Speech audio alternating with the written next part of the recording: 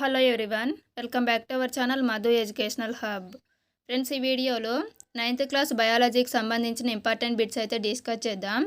ఇది 9th class బయాలజీలోని first lesson, కణ నిర్మాణం విధులు. ఈ లెసన్లో ఉన్నటువంటి ప్రతి బిట్టు కూడా కవర్ చేయడం జరిగింది. అంతేకాకుండా ప్రతి బిట్కి కూడా పూర్తి వివరణ అయితే ఇవ్వడం జరిగింది.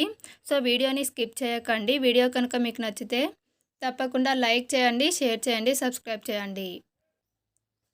ఫస్ట్ క్వశ్చన్, వృక్ష కణంలో మాత్రమే కనబడే కణాంగాలు ఏవి? వృక్ష కణంలో మాత్రమే కనబడే కణాంగాలు ఏవి? Answer option 1 chlorophyll. హరిత రేణువులు అనేవి ఒక రకమైన ఆకుపచ్చ రంగులో ఉండే ప్లాస్టిడ్లు. ఇవి వృక్ష కణాల్లో మాత్రమే ఉంటాయి. రిక్తికలు అనేవి వృక్ష కణాలలో పెద్ద పరిమాణంలో ఉంటాయి. జంతు కణాలలో చాలా చిన్నవిగా ఉంటాయి. నెక్స్ట్ క్వశ్చన్, ప్లాస్మా పొర దేనితో నిర్మితమై ఉంటుంది? ప్లాస్మా పొర దేనితో నిర్మితమై ఉంటుంది? ఆన్సర్ ఆప్షన్ 1 ప్రోటీన్లు మరియు లిపిడ్లు. ఇంతకీ ప్లాస్మా పొర అంటే ఏమిటి అంటే, కణం చుట్టూ ఆవరించి ఉన్నటువంటి పలుచటి పొరనే ప్లాస్మా పొర అంటారు. ఇది ప్రోటీన్లు మరియు లిపిడ్లతో తయారై ఉంటుంది. నెక్స్ట్ క్వశ్చన్, ప్లాస్మా పొరను ఏమని పిలుస్తారు? ఆన్సర్ ఆప్షన్ 1 విచక్షణ స్తరం. ప్లాస్మా పొరను విచక్షణ స్తరం అని పిలుస్తారు. ఎందుకు విచక్షణ స్తరం అని పిలుస్తారు అంటే, ఈ ప్లాస్మా పొర అనేది కొన్ని పదార్థాలను మాత్రమే లోపలికి అలో చేస్తుంది. ఈ ప్లాస్మా పొరకి మరొక పేరు ఏమిటి అంటే కణత్వచం. నెక్స్ట్ క్వశ్చన్, కణత్వచం యొక్క విధి ఏమిటి? కణత్వచం యొక్క విధి ఏమిటి? Answer option 3 1 and 2. కణత్వచం అనేది కణానికి ఆకారాన్ని ఇస్తుంది, పరిమాణాన్ని ఇస్తుంది. అంతేకాకుండా రక్షణ కూడా కల్పిస్తుంది. నెక్స్ట్ క్వశ్చన్, వృక్ష కణాలలో కనబడే కణకవచం దేనితో నిర్మితమై ఉంటుంది? కణకవచం అనేది వృక్ష కణాలలో మాత్రమే ఉంటుంది. కణం చుట్టూ ఆవరించి ఉన్న పొరను మనం ప్లాస్మా పొర లేదా కణత్వచం అని అంటాము.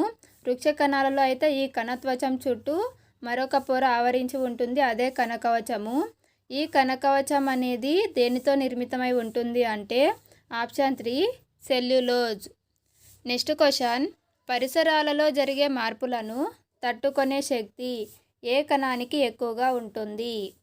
ఆన్సర్ ఆప్షన్ 2 వృక్ష కణం.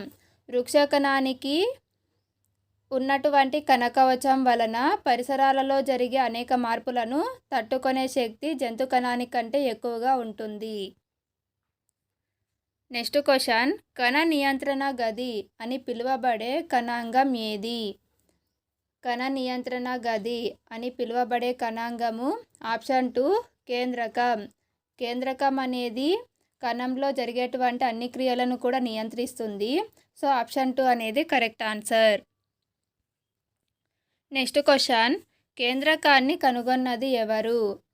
కేంద్రకాన్ని కనుగొన్నటువంటి వ్యక్తి ఆప్షన్ 2 రాబర్ట్ బ్రౌన్.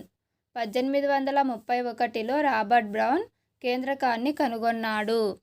కణాన్ని కనుగొన్నటువంటి వ్యక్తి రాబర్ట్ హుక్. నెక్స్ట్ క్వశ్చన్, కణాలు కేంద్రకం నుండి ఉద్భవిస్తాయని కేంద్రకాన్ని సైటోబ్లాస్ట్లు అంటారని ఊహించినది ఎవరు? కణాలు అనేవి కేంద్రకం నుండి ఉద్భవిస్తాయి, కేంద్రకాన్ని సైటోబ్లాస్ట్లు అని అంటారు అని ఊహించినది ఎవరు అంటే ఆప్షన్ 2 స్లీడన్. నెక్స్ట్ క్వశ్చన్, కేంద్రక త్వచం ఆధారంగా చేసుకొని కణాలను ఎన్ని రకాలుగా విభజించారు? Answer option 3 2. కేంద్రక త్వచాన్ని ఆధారంగా చేసుకొని కణాలను 2 రకాలుగా విభజించారు. అవి నిజకేంద్రక కణాలు, కేంద్రక పూర్వ కణాలు. నెక్స్ట్ క్వశ్చన్, సయనోబ్యాక్టీరియా ఏ వర్గానికి చెందుతుంది? సయనోబ్యాక్టీరియా ఏ వర్గానికి చెందుతుంది? ఆన్సర్ ఆప్షన్ 2 కేంద్రక పూర్వ కణం. ఫ్రెండ్స్, ఇక్కడ నిజకేంద్రక కణం అంటే కేంద్రక త్వచం ఉండే కణాలను నిజకేంద్రక కణం అంటారు.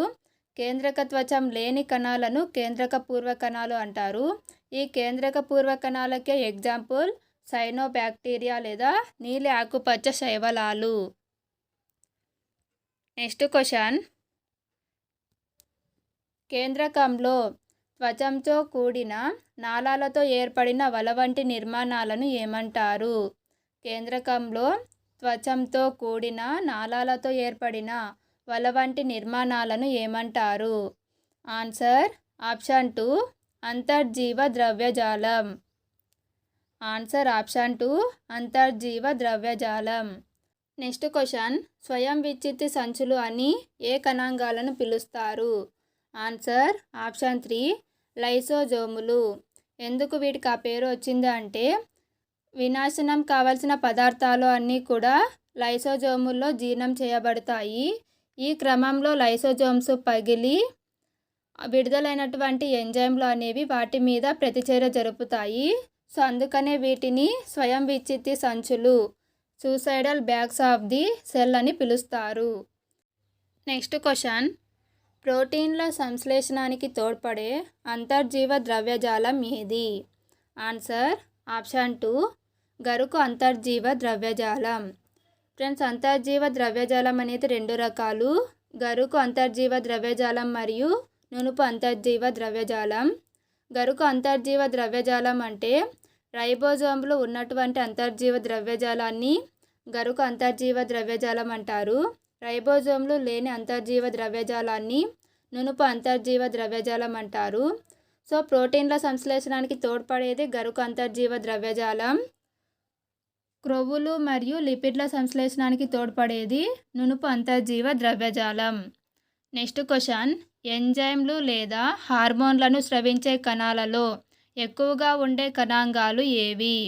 Answer option 1 గాల్జీ సంక్లిష్టం. ఎంజైమ్స్ లేదా హార్మోన్లను స్రవించే కణాలలో ఎక్కువగా ఉండేవి గాల్జీ సంక్లిష్టం. నెక్స్ట్ క్వశ్చన్, ప్రతి కణంలో దాదాపు ఎన్ని మైటోకాండ్రియాలు ఉంటాయి? ఆన్సర్ ఆప్షన్ 1 100 నుంచి 150.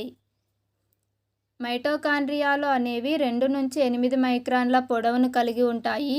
0.5 మైక్రాన్ల వ్యాసాన్ని కలిగి ఉంటాయి. వీటిని మనం చూడాలంటే ఎలక్ట్రాన్ సూక్ష్మదర్శినిని మాత్రమే ఉపయోగించాలి. నెక్స్ట్ క్వశ్చన్, ప్లాస్టిడ్లు ఎన్ని రకాలు?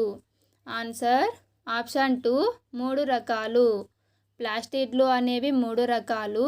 అవి క్రోమోప్లాస్ట్లు, ల్యూకోప్లాస్ట్లు, క్లోరోప్లాస్ట్లు. క్రోమోప్లాస్ట్లు అంటే వర్ణరేణువులను కలిగి ఉంటాయి. ఇవి వివిధ రంగులలో ఉంటాయి. క్లోరోప్లాస్ట్లు అంటే ఆకుపచ్చగా ఉంటాయి. ల్యూకోప్లాస్ట్లు అనేవి రంగు లేకుండా వర్ణరహితంగా ఉంటాయి. నెక్స్ట్ క్వశ్చన్, కణ సిద్ధాంతాన్ని ప్రతిపాదించినది ఎవరు? కణ సిద్ధాంతాన్ని ప్రతిపాదించినది ఆప్షన్ 3 స్లీడన్ మరియు స్వాన్. నెక్స్ట్ క్వశ్చన్, మైటోకాండ్రియాని పరిశీలించడానికి ఉపయోగించే ద్రావణం ఏది? మైటోకాండ్రియాని పరిశీలించడానికి ఉపయోగించే ద్రావణం ఆప్షన్ 2 జానస్ గ్రీన్బీ. నెక్స్ట్ క్వశ్చన్, మొక్కలలో హరిత రేణువుల వ్యాసం ఎంత? మొక్కలలో హరిత రేణువుల యొక్క వ్యాసం ఆప్షన్ 2 4 నుంచి 10 మైక్రాన్లు. ఈ హరిత రేణువులు అనేవి కిరణజన్య సంయోగ క్రియలోని సూర్యకాంతిని గ్రహించి ఈ సౌరశక్తిని రసాయన శక్తిగా మారుస్తాయి. ఇది ఈ హరిత రేణువుల యొక్క విధి. హరిత రేణువుల యొక్క విధి ఏమిటి అంటే సౌరశక్తిని గ్రహించి ఈ సౌరశక్తిని రసాయన శక్తిగా మార్చడం. ఫ్రెండ్స్, వీడియో కనుక మీకు నచ్చినట్లయితే తప్పకుండా లైక్ చేయండి, షేర్ చేయండి, సబ్స్క్రైబ్ చేయండి. Thank you for watching.